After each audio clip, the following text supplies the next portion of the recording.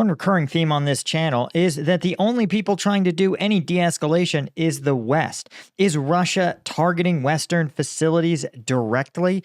And what's the West doing about it? I'm Paul, U.S. Army combat veteran. Let's talk about it.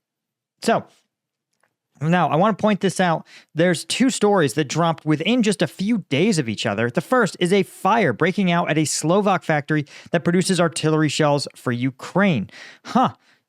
Weird that, you'd think fire safety would be the number one priority at a factory that produces weapons. But at 1:30 p.m. local time, a fire broke out in a hydraulic press used for some of the molding. Of course, by late afternoon, it had engulfed an oil tank. It was near a flammable object. Interesting. And part of the roof production hall and had been localized. It seems like a lot for a hydraulic press. As a result of the fire, 2 plant workers were poisoned by combustible products. Now, the company says, we don't know the cause of the fire, but maybe after the fire is totally extinguished, we'll be able to determine it. And there's been no official word on the production itself. They mentioned, though, that the plant doesn't actually hold explosives. They just manufacture the shell casings, which are loaded at a different facility, right? So, this is interesting because, again, as we've talked about, Europe is trying its best and sort of failing to be the source for artillery for Ukraine. But the truth is that Europe has essentially outsourced almost all of its defense production to the United States, its NATO partner in most cases. And that means that when Ukraine said, hey, Europe, we need you to help us. You're a collection of major industrialized economies. You should be able to churn these out faster than the Russian economy, certainly. Though the fact that Europe really hasn't has been pretty troubling. And again, while it's not unheard of for fires to break out at manufacturing plants, this sounds like a pretty severe one. And frankly, it's a little weird. How often does a fire go down in manufacturing plants near your hometown? Can you even think of the last time that happened? But that's not all. Just a few days later, literally like 3 days later, there was a fire at the British BAE nuclear shipyard, right? 2 people taken to a hospital after a significant fire broke out at BAE Systems nuclear shipyard in the UK. Everyone was accounted for. Some people suffered from smoke inhalation. It seemed to have started around midnight on Wednesday. And firefighters, of course, managed to suppress the blaze. But it's still not clear how exactly this is going to impact the UK's manufacturing of nuclear submarines. But certainly, it is quite troubling, right? BAE told non-essential staff not to go into work on Wednesday morning and work from home if possible. And again, workers turning up for their shifts were confused as to which parts of the site were accessible and whether they could go in. Right, and this is the second largest indoor shipbuilding complex in Europe. And it can build it's built 4 Vanguard-class nuclear submarines, which make up the UK's Trident nuclear program. The Trident is, of course, the UK's submersible deterrent fleet. And again, it's building 4 new nuclear submarines, the Dreadnought class, due to replace the Vanguard in the next decade. But this is really important for a couple of reasons, and we're going to talk about why this should raise some red flags for you.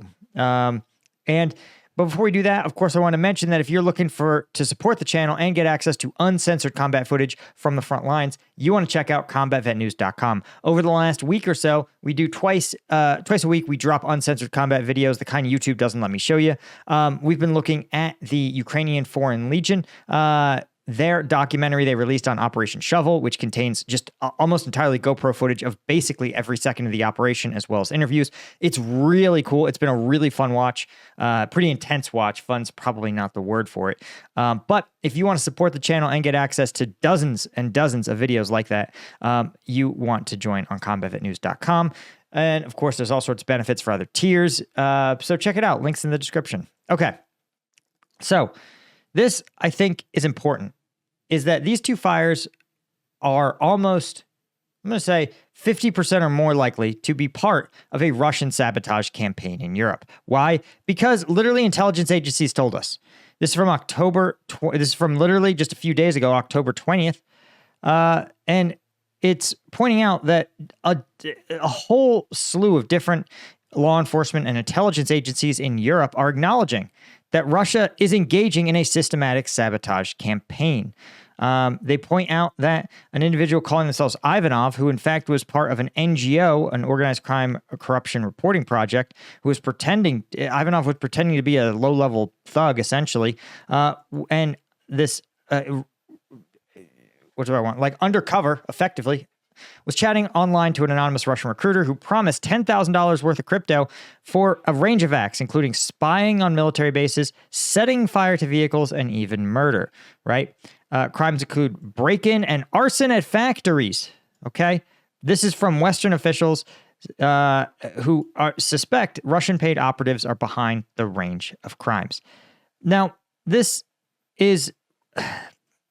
to me is emblematic of something really bothersome, a really annoying trend.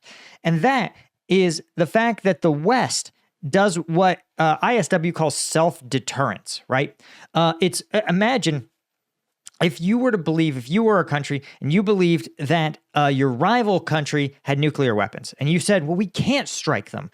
We can't strike them because they have nukes and they'll throw them at us, right? You say, but in fact, the other country doesn't have nuclear weapons. They don't pretend to have nuclear weapons, right? Or they do, but only in vague terms. They say things like, well, it would be really bad if we had to use our most powerful tools in our arsenal, or we could use any tools at all to deter your actions, right?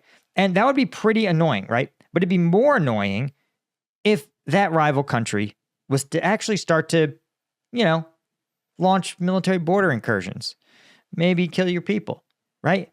You would say, and for you to sit there and despite being the larger, more powerful country, allow that to happen, it would be a huge failure. And that's what the West is doing with Russia, right? Now, ignore the fact, yes, Russia has nuclear weapons, but you may notice that Russia's nuclear policy is eminently clear, which is that they will only use it effectively in response to a nuclear level strike or a threat to total Russian sovereignty, right? Like an actual invasion force, like Western tanks rolling to Moscow. And that's always been their policy.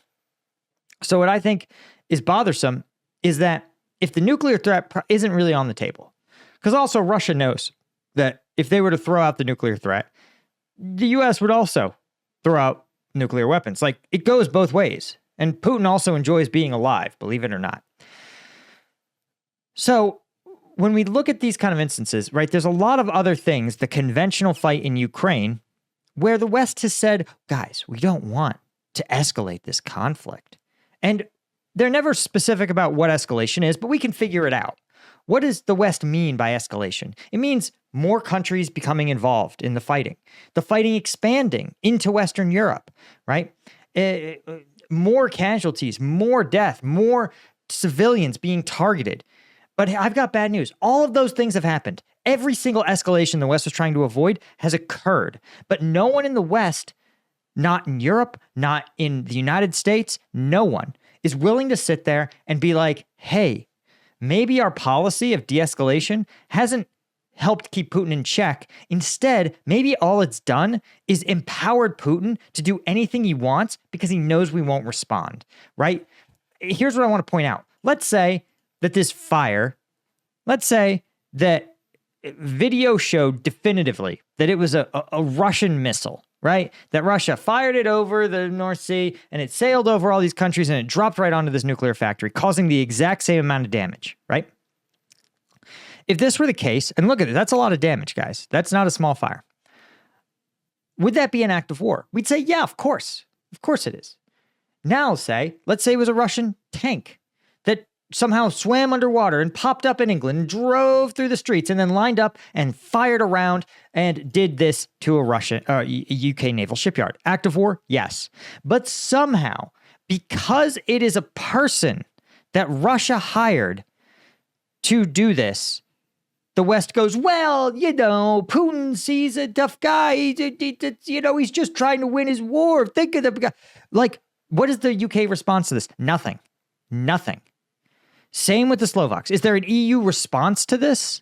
No, of course not. Again, if this were a Russian artillery shell that did this damage, if this were a Russian bomb that did this, the Slovaks would say this was an act of war. But somehow, because it is done with a Russian organized crime or FSB individual, because it's done by their intelligence agencies, we decide, the West decides, this isn't an act of war, and we're not going to treat it like that. Which is insane. Same with bringing in North Korea. Is this an escalation of the fight? Yes. So then why can't the West sit there and say, yeah, Putin, you escalated this. You fucked around, and now you're going to find out. But instead, we do the same thing the West always does, which is we want to help, but mostly thoughts and prayers. Mostly thoughts and prayers. And we'll only give you help in a step below your enemy's willingness to conduct these things, right?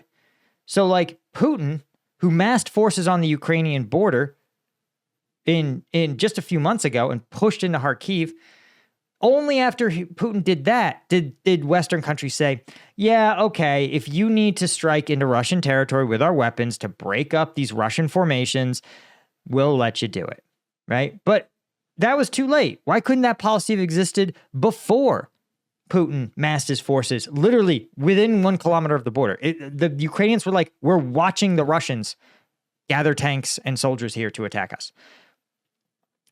This isn't de-escalation. What this is being slow, being non-reactive, right? This is like an MMA fighter saying, I will only try to hit my opponent after they hit me. Guys, you don't win MMA fights that way, okay? You have to have a strategy to actually win, not just to defend yourself from your opponent, right? This is not a strategy, but this somehow, the West just labors under this delusion that these are like happy accidents, that these are just the FSB just doing an oopsie. Like, we're not willing to confront the reality that these dictatorships aren't subject to our rules. They think when we say things like de-escalation, he thinks they're tricks. He thinks they're Western tricks. Words mean nothing to dictators, but particularly to the Soviet Union, because former Soviet Union, because of the scale of propaganda that they operate under. And again, that's not like a dig. That's not like they mean nothing to him. I mean, literally, in a country awash with state propaganda that's fully lies, that is comfortable with things that are absolute lies. Again, the official Russian government position is that less than 10,000 Russian soldiers have been killed in Ukraine. Guys, if you've watched this channel, we've watched 10,000 Russian soldiers die on fucking Combat Vet News. So when the Russian state believes that other statements by the West are also equally fabricated or equally lies. So when the West says we don't do things because we just don't want to escalate it, Putin thinks that the reality is that the West physically can't, right? That actually, when they're like, well, we don't want to involve ourselves because it's a dangerous escalation, what Putin hears is that the West actually gave all of their military equipment to Ukraine. We don't have the ability to escalate, right? Like our countries do not have the ability to escalate. We don't have the ability to back Ukraine more. That's what he believes, because that's how he would operate. That's how he does operate. Anyway, guys, that's all I had. Hit that subscribe button. Thanks to James Jerling, Steve Moran, Doug Beck, Allen, that's Sebastian Himmeling, Brian Kelly, Dale McCombs, James Ola, and Henry Roussier, as well as all of our Colonel and Lieutenant tier members. Couldn't do it without you guys. Appreciate you so much. I'll see you in the next one. Cheers.